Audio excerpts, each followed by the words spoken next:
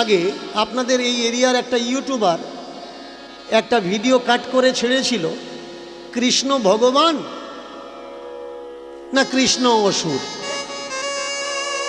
ভালো করে মন দিয়ে শুনবেন। এর জন্য আমি বলি যে সমস্যা থাকলে আসরে এসো। 5 মিনিট কোনো ভিডিও দেখে কখনো বিচার করা যায় না। যেমন এক কড়া খিচুড়ি রাঁধতে গেলে 75 থেকে 80 গ্রাম ঝালের গুঁড়ো আমরা দিই এক কড়া খিচুড়ির উপরে, তাহলে ওই ঝালটা কিন্তু কারোর মুখে লাগে না। আর যদি এক কড়া খিচুড়ির পুরো 75 থেকে 80 গ্রামের ঝালের গুঁড়োটা একজনকে খাওয়ানো হয়, তার তো ঝাল লাগবেই লাগবে।